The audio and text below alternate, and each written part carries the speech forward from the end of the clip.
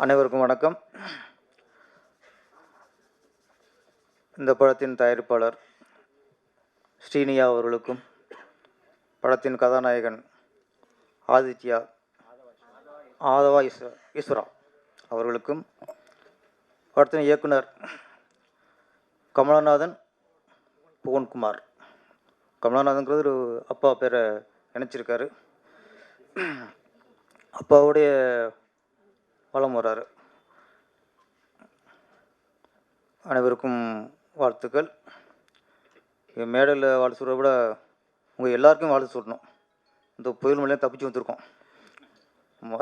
அதுவே பெரிய விஷயம். அது மூலம் ஆண்டவனுக்கு அங்கே நன்றி சொல்லணும். முதல்ல சென்சாருக்கு வாழ்த்தும் பாராட்டு சொல்லிடுறோம். ஏன்னா இந்த படம் பாய் அப்படின்னு டைட்டில் வச்சுட்டு இல்லை ஸ்லீப்பர் சில்வர், அது வேறு சப்டைட்டில் வேறு.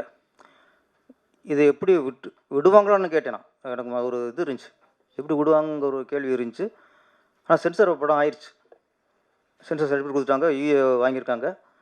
அதனால் உண்மையிலே இந்த டைட்டிலுக்கு சென்சார் கொடுத்துருக்காங்கன்னா கண்டிப்பாக இந்த படம் சமூக நல்லிணக்க படம் தான். அது அங்கேயே அது உறுதியாயிருச்சு. பாய் அப்படிங்கிறது வாழ்க்கையில் எல்லாருமே சொல்கிற வார்த்தை தான். ஊரில் பார்த்தா மேக்ஸிமம் இஸ்லாமியரில் பாய் பாய்னு சொல்லுவோம், அப்படியே பழக்கப்பட்டிருப்போம். அப்போல்லாம் ஊரில் பார்த்தா இந்த இஸ்லாமியில் கொஞ்சம் தாடி வச்சுருப்பாங்க, அப்போ அவங்கள பாயும்போம். இப்போ அப்படி இல்லை. இப்போ நாட்டில் பாதி பேர் தாடி வச்சுக்கிட்டு இருக்கோம். இங்கே எத்தனை பேர் தாடி, எல்லாமே பாய்னு கூப்பிடணும். என்ன கூட பாய்னு தான் கூப்பிடணும்னு நினைக்கிறேன். ஜீவா கொஞ்சம் சின்ன பாயாக இருக்கார். வில்லன் வந்து முழு பாயாக மாறிட்டார். ஆமாம், பேரரசு பாய் சொல்லலாம். ஆமாம், சொல்லிட்டாங்களே பாய்னு சகோதரன் தானே, பேரரசும் சகோதரன் தான். அதனால் அந்த டைட்டில் ஒத்துக்கிட்ட சென்சாருக்கு மேலே நன்றி. இப்போ எல்லாருமே அந்த மத நல்லிணக்கத்தை விஷயம்லாம் பேசினாங்க. நம்ம ஊரில் பொறுத்த வரைக்கும் இப்பவும் சரி, நம்ம ஊரில் இருக்க இஸ்லாமுக்குள்ள வந்து நம்ம இஸ்லாம் பிரித்து பார்க்க மாட்டோம். நம்ம ஒன்றுக்குள்ளே பழகுவாங்க. எங்கேயும் நடக்கிற விஷயங்கள் தான் இஸ்லாமிய தீவிரவாதிகள், இந்து தீவிரவாதிகள் அப்படிலாம் நம்ம பிரித்து பார்க்க வைக்கிறது. ஊருக்குள்ளே எங்கே என்ன நடந்தாலும் ஊருக்குள்ள நம்ம பிரித்து பார்க்க மாட்டோம். எல்லாருக்கும் மேக்ஸிமம் ஒரு முஸ்லீம் நண்பர் இருப்பாங்க, கிறிஸ்துவ நண்பர் இருப்பாங்க. நம்மளோட நட்பு இன்னும் தொடர்ந்துகிட்டே இருக்கும். எங்கேயோ ஏதோ ஒரு மாநிலத்துலேயோ ஒரு ஊர்லேயோ இந்த மாதிரி மத பிரச்சனைகள் வந்தாலோ, ஒரு இஸ்லாமிய தீவிரவாதிகள் பாம்பு வச்சுட்டாங்க அப்படி சொன்னாலோ, இல்லை இந்துக்கள் இந்த மாதிரி ஒரு பெரிய பயங்கரம் பண்ணிட்டாங்க அப்படி சொன்னாலோ, நம்ம நட்புக்குள்ளே வந்து பிரிவு வராது. ஏன்னா நம்ம நண்பனை நம்ம இஸ்லாமியரை பார்க்கவே மாட்டோம். எப்போ நண்பனாக தான் பார்ப்போம்.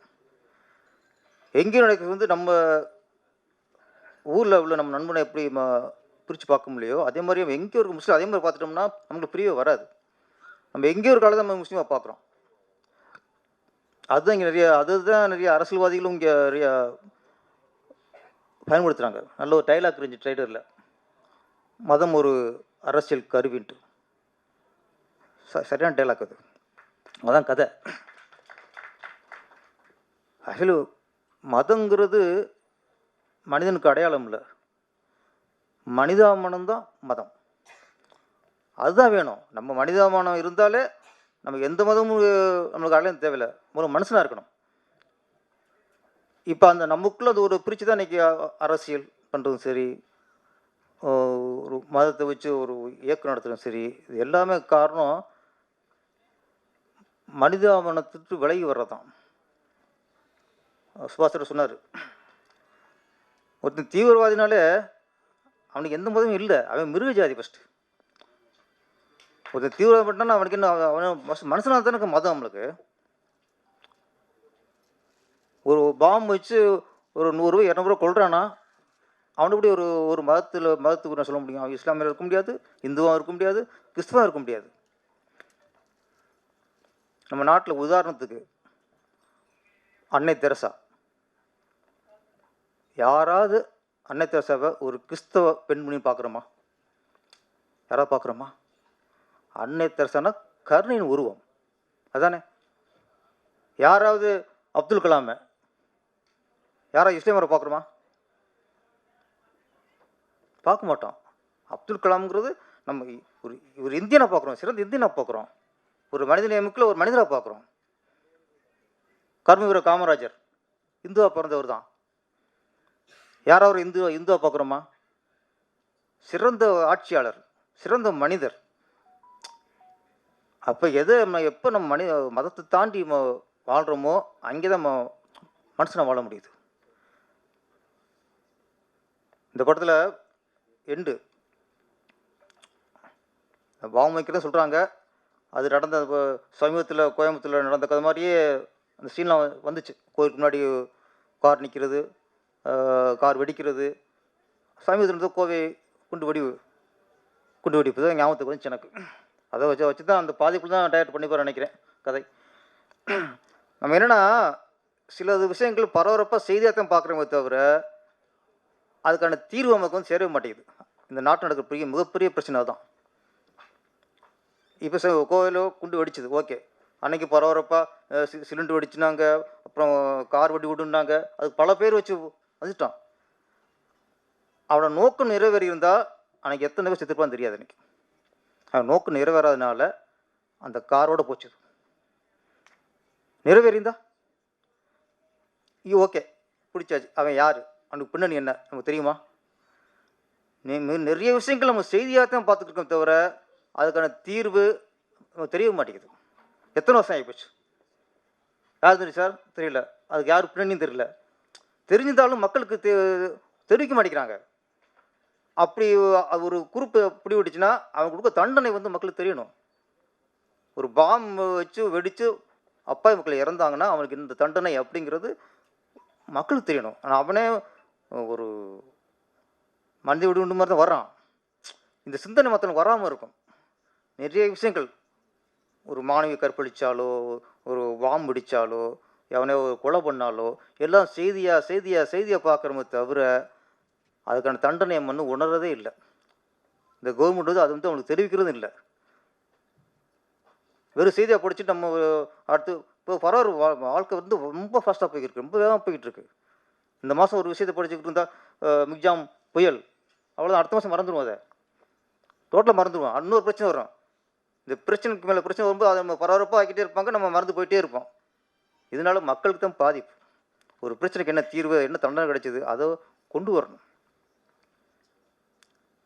ஒன்று தெரிஞ்சு வச்சு இந்த படத்தை பொறுத்த வரைக்கும் ஒரு சிறந்த படம் அப்படி என்னென்னா, ஒரு நல்ல கதை, நல்ல திரைக்கதை, நல்ல வசனம், பாட்டு, ஃபைட்டு.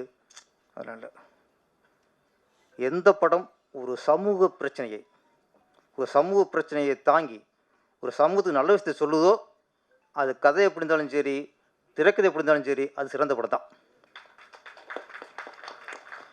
ஒரு காதல் படம் பண்ணுறோம், காமெடி படம் பண்ணுறோம், ஆக்ஷன் படம், கமர்ஷியல் பண்ணுறோம், த்ரில்லர் பண்ணுறோம், பேய் படம் பண்ணுறோம். அதெல்லாம் படங்கள் வரலாம், வெற்றி அடையலாம், வசூல் பண்ணலாம். சிறந்த படங்கிறது மக்களுக்கு நல்ல விஷயத்தை சொல்கிற படம் சிறந்த படம். அப்படி பார்க்கும்பொழுது பாய் மிகச்சிறந்த படம். ஏன்னா இப்போ காலகட்டத்துக்கு தேவையான படம். இந்த படத்தை மக்களுக்கு கொண்டு சேர்க்கறது மீடியாக்களோட ஒரு பொறுப்பு. நம்ம சும்மா வசூலே குறிக்கோள் இல்லாமல் இந்த மாதிரி படத்தில் கொண்டு சேர்க்கணும். இந்த மாதிரி படத்தில் மக்கள் வெற்றி அடையணும். அப்போ இந்த படைப்பாளிகளுக்கு வெற்றி. ஒரு பொறுப்பான இயக்குனருக்கு கிடைச்ச வெற்றி என்னென்னா, படம் பெரிய ஹிட்டாகி காசு சம்பாதிக்கிறதில்ல. அது மக்கள்கிட்ட போய் மக்கள் ஏற்றுக்கணும், மக்கள் அதை கொண்டாடணும். மக்கள் கொண்டாடினா தான் பொறுப்பான படத்துக்கும் பொறுப்பான இயக்குனருக்கும் வெற்றி. இந்த படம் மக்கள் கொண்டாடணும். இன்னொன்று, இந்த சின்ன படங்கள் இப்போல்லாம் கஷ்டம் சொல்லியிருந்தாங்க, இப்போ அப்படிலாம் இல்லைங்க. நல்லா தெளிவாக இப்போலாம் அந்த சூறாரி போட்டு மக்கள் எல்லாம் கொண்டாடுறாங்க. சித்தா சின்ன படம்னாங்க, அது நல்ல ஒரு மக்கள் இன்றைக்கி கொண்டாடிக்கிருக்காங்க. கிடா, நிறைய சின்ன படங்கள்லாம் தியேட்டரில் வசதிலையோ ஓடிடியில் வந்து மக்கள் அதை கொஞ்சம் கொண்டாடுறாங்க. அதனால் தெம்பாக இருப்போம். நல்ல படங்களை மக்கள் கொண்டாட ஆரம்பிச்சிட்டாங்க. இந்த படமும் மக்கள் கொண்டாடுவாங்க. நன்றி, வணக்கம்.